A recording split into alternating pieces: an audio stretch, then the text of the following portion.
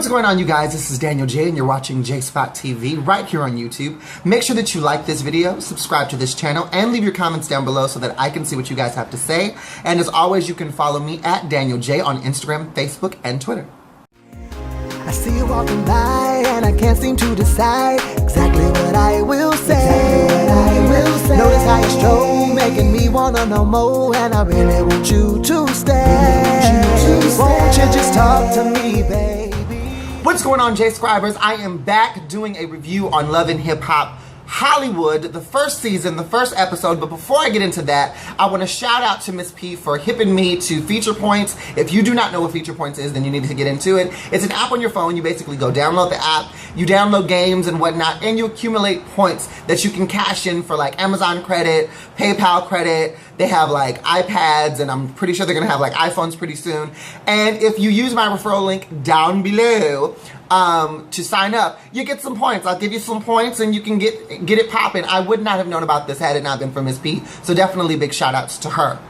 Also, I want to apologize in advance for any noise that you might hear, any vroom vrooms from outside. It's hot as hell. Okay, I'm in Long Beach. The fan is at my back, so if you hear that, I can't, it's hot, okay? So I apologize for the vroom vroom noises because the windows are open, the blinds are open, the fan is going, and I'm just trying to keep cool. I'm as naked as I could possibly be in this video. And the only reason why I have on a hat is because I didn't feel like doing my hair. Let's get right into it. First of all, I want to say, when I think about love and hip hop, I do not think Hollywood, okay? Compton, Watts, Long Beach City, maybe, okay? But I damn sure don't think, oh, Hollywood hip hop. Like, what? When I think Hollywood, I think homosexuals, I think crazy people on drugs, I think Hollywood Walk of Fame, actors and directors. I'm not thinking hip hop, okay? I'm not thinking Snoop Doggy Dogg when I think Hollywood. I don't know how the hell Mona got this to go because I just can't. We get into the intro. It just gave me that Alfred Hitchcock Twilight Zone narration that Mona was doing.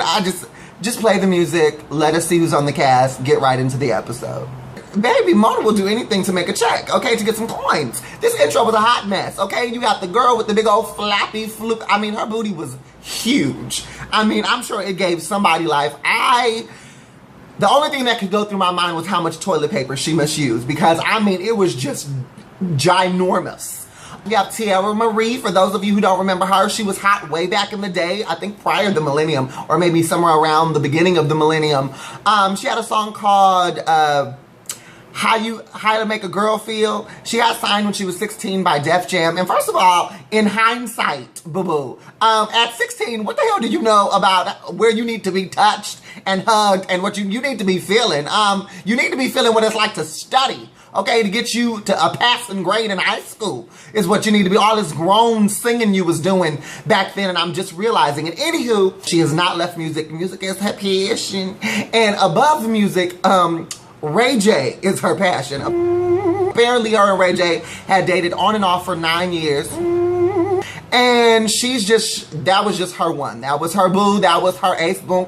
She was like, I bought it love in Ray J. But apparently, she ain't talked to Ray J in 8 months.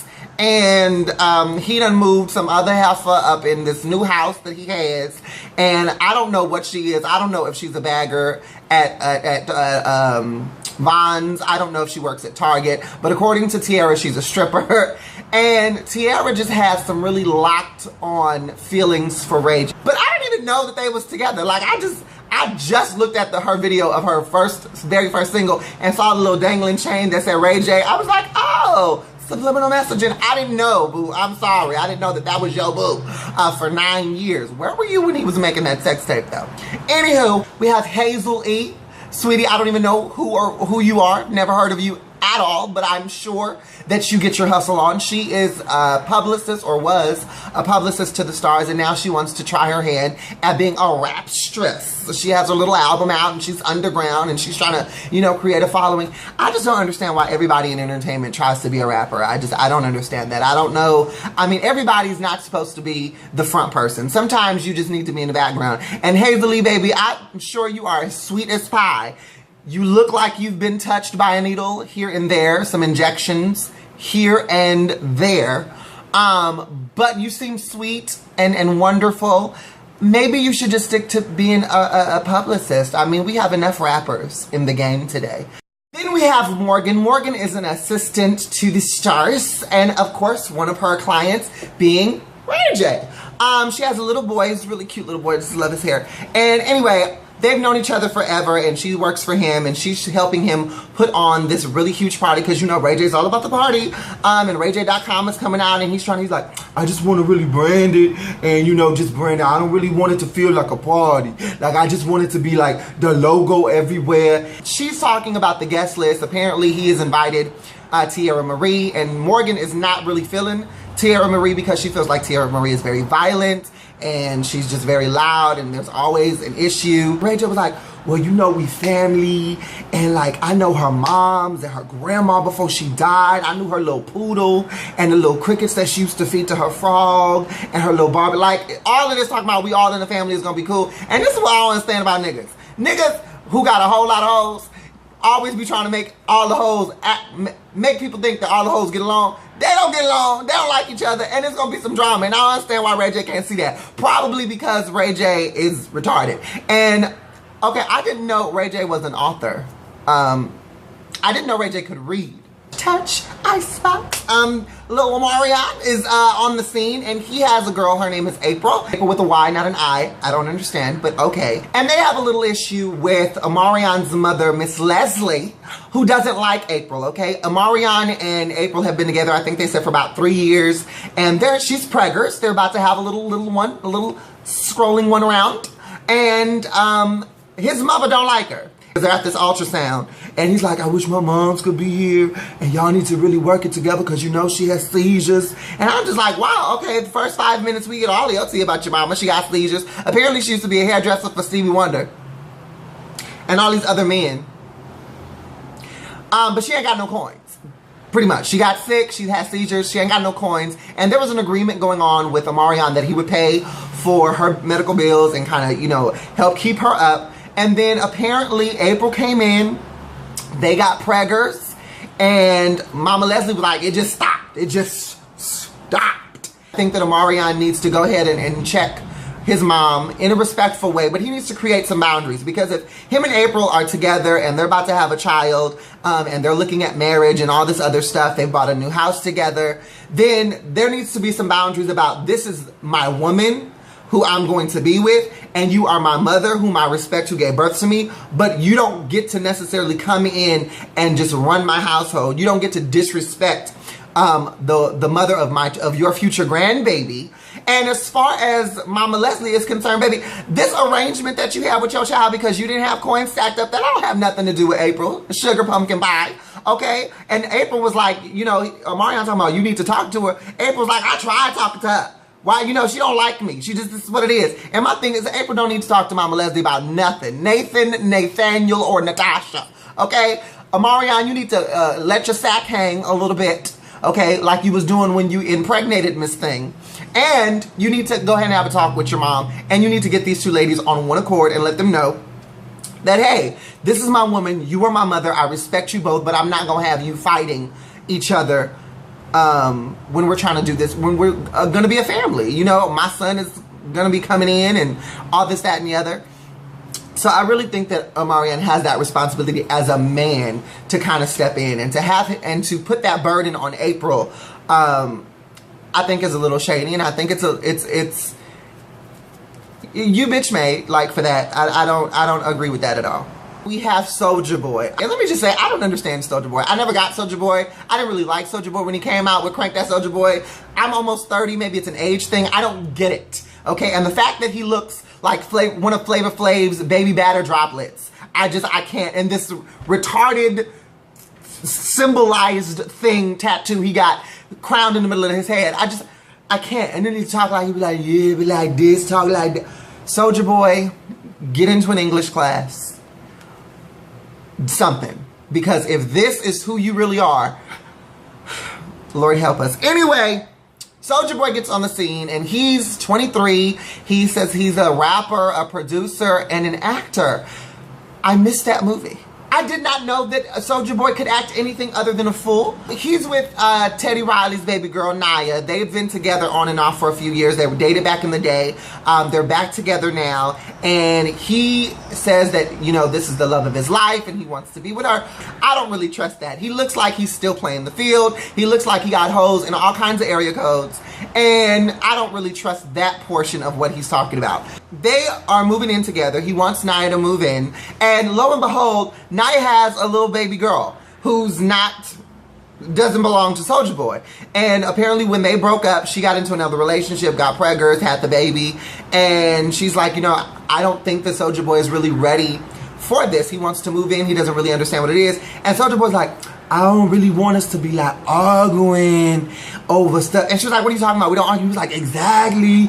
But I don't want us to argue because, you know, we like magnets go together, like opposites attract. And I'm just like, Soulja Boy, 1-800-ABCDEFG. Like, I need you, Rosetta Stone, something, because I don't understand the words that are coming out of your mouth, okay? You're 23, you have this new house, you want her to move in, and are you really ready to be a stepfather? Because I'm sorry, I would not trust you to be looking after my child. Lil Fizz, whoop, whoop. I used to like Lil Fizz. Like, he was the coolest one to me in the group. I really enjoyed his swag. He looks like he fell on kind of hard times because he was just not looking his best. And he was kind of giving me like Tammy Roman when Tammy Roman first came on Basketball Wives, how she was kind of, you know, not at the best place in her life, but she was working on it, and now she's, you know, super fabulous again or whatever. I kind of feel like that's where Fizz is. And he's got this girl named Moniece. I can't with that name. And they have a son. He said he took time out of his career to take care of his child. They've gone through a custody battle between him and Moniece, and he got custody for like a year. Now they have joint custody, and it's really interesting because he seems to be the token dad. He spends, the baby is with him 24/7. He spends time with the baby, and he's being an actual father. And it's Moniece who is the one that's not spending the time. But from Moniece's perspective, she feels like Fizz is monopolizing their baby. Like, he doesn't respect her as the mother, and she's doing her best to have a relationship with her child, but Fizz is not trying to have it. So it's really awkward because generally you hear it from the roles are reversed. Generally you have the woman saying what Fizz is saying, and you generally have the man doing what Moniece is doing, which is, I'm about that paper, I'm trying to get my career up, I'm trying to get, you know, make it poppin' and make it happen. So it's interesting to see. In regards to Moniece, she has this venture where I was kind of shocked. She has this venture, she wants to be the next Candy Coated Nights, and she wants warmed penises and dildos and vibrators out there to the world. And she's talking to Morgan in the shop, and they're chopping it up, and she just apparently, she wants every vagina to have a warming penis inside of them. I'm like, hey, make your money, boo-boo. Do what you do. Lil Fizz and Omarion, they go chop it up, they get together. They haven't seen each other in a dog's age, and they go get shape-ups, which there's nothing else to do, apparently, but get shape up. And they're talking about how they don't like how people look at them and automatically link them to B2K. Omarion's had, I think, 3 solo albums. Fizz had 1 album that I never even knew about. Sorry, I didn't. And my thing is, that's where you came from. If that's where people know you, then that's where people know you. And you have to really work hard. You can have as many albums and whatnot as you want to. You have to really get to a place where you stand alone as a solo artist. And unfortunately, if your solo career wasn't as successful as your group career, then yes, people are always going to remember you from the B2K. Don't take offense to that. Don't get angry, boo. If it wasn't for B2K, you wouldn't be on this show. Apparently, your solo careers didn't do it because you're on the show. Okay, you're not the Justin Timberlake. Justin Timberlake did his thing for a minute with NSYNC before he even went solo. And when he finally got solo, he had already built a franchise where people could look at him as a solo artist. Not only is he an artist, he's a writer, he's a producer, he's an actor. Like, we see him do his thing independently. So y'all have to get to that place where your artistry is such that people can look at you and appreciate you on an independent level. But until then, baby, y'all B2K. Okay, with the little slanted hats and everything, you B2K.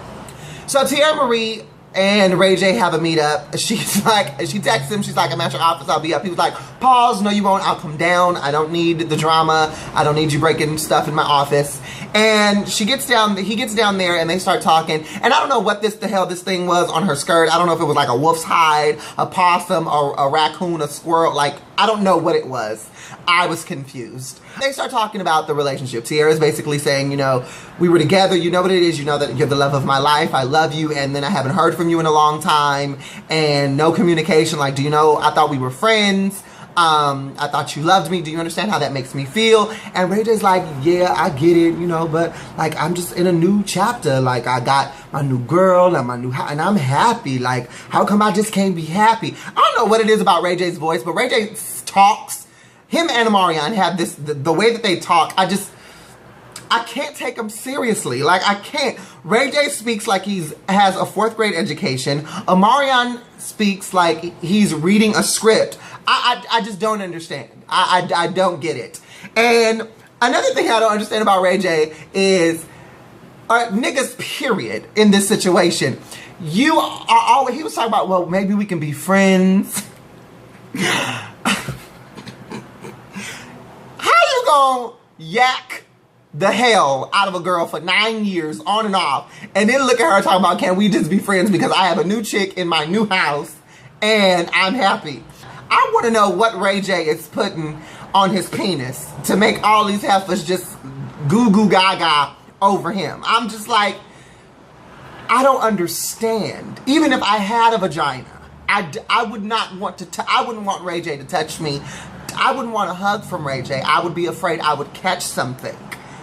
And she was like, I don't care about your new bleep and about you being happy in your new house. Da, da, da, da, da. She was like, I want my stuff. I just want my stuff. Don't even touch me. Don't touch me. I want my stuff. And this is where I just had to lower my head. Ray J was like, well, I don't even know where your stuff is. Like, I don't know if my girl threw it away. And I just knew that was the straw that broke the proverbial camel's back.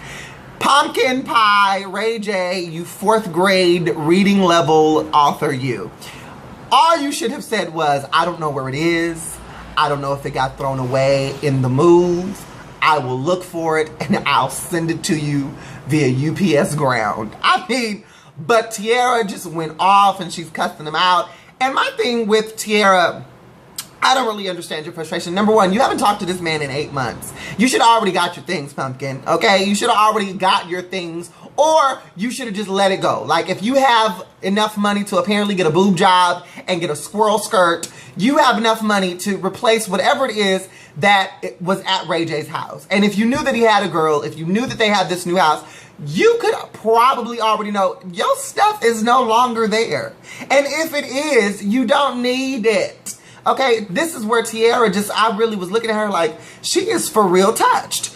Like, you really love this nigga, and there's nothing that he has for you. Like, he's got a new girl, number one. You're not together. You know, and even in the beginning, she's like, I got his name tattooed on my side. That's your dumbness. That's your stupidity. Baby, we're not talking about the level of stupidity that you have, because I personally don't agree that you should be getting anybody's name tattooed on your body. Okay? If it's not your mother, if it's not your child, and even then I'm a little iffy, but damn sure not a nigga's name, not no hoe's name on the side of anything. And you know, I don't understand that. You got it tattooed on your neck, on your side, on your arm, you know, in your thigh. Like, really? Really? You got a permanent tattoo for some nigga that gave you temporary happiness. I don't understand that. So you need to have it. You need to be checked. Okay, your sanity needs to be leveled out, because I just don't understand it. I think that you just need to put your big girl drawers on. Okay, grab your brassiere and your new breasts, and you just need to go and move forward, baby. Just move on. Ray J has moved on. There's probably another million girls he's about to yak after this quote-unquote stripper girlfriend that he has now. You just need to let it go. Okay, I think you need to let it go. It's another love TKO. But you need to let that go. Absolutely. Time for Ray J's party that Morgan has put on. It looks like a wonderful soiree. And Mrs. Marie is there because she's there with Hazel-E, and she wants to ask Princess, which is Ray J's new girl, where her stuff is. All I have to say is pathetic. Like, baby, you could have stayed at home, got you some popcorn. You and Hazel could have taken a movie. I don't understand. I don't know where do these dudes get these women that are just ratchet to the core. You got Princess. Don't name your baby Princess. Don't name your baby Princess, Prince, Queen. Just don't. None of that. Okay? None of that. And if she is a stripper, that's probably just her stripper name. I can't.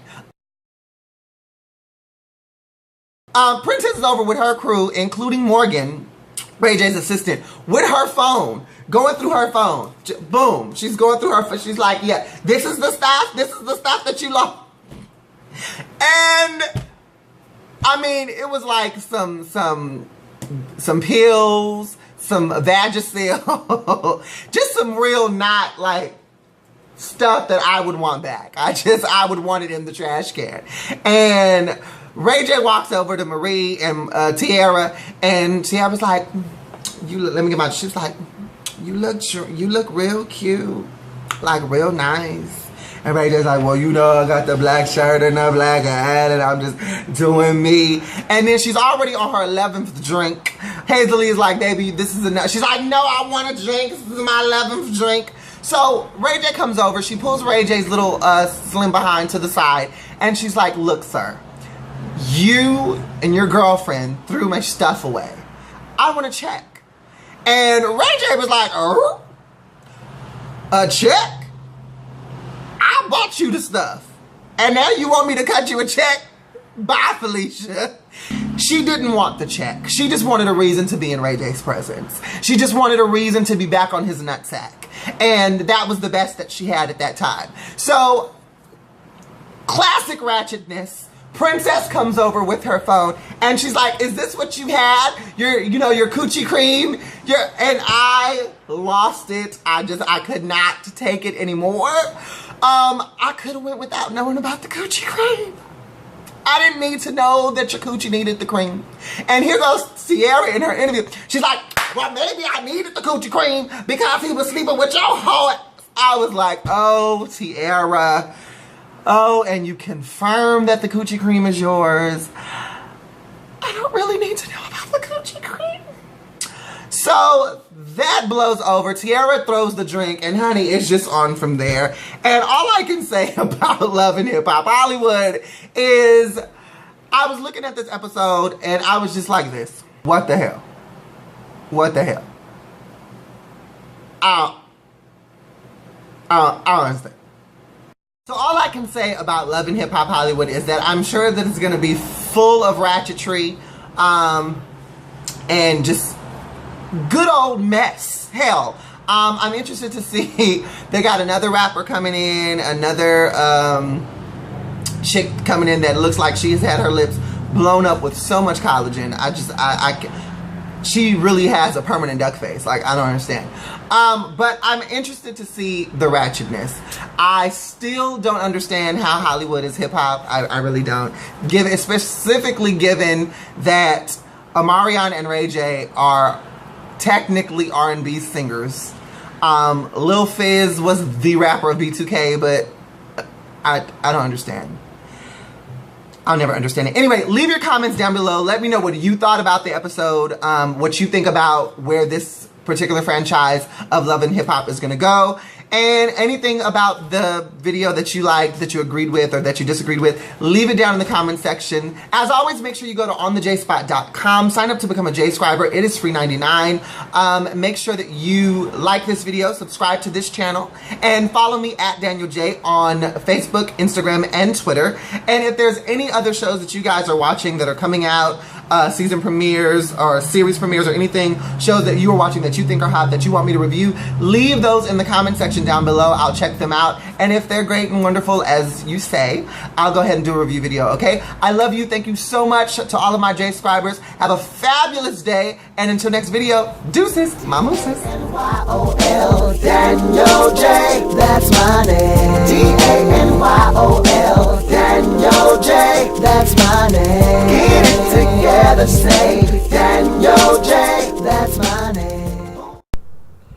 sure you visit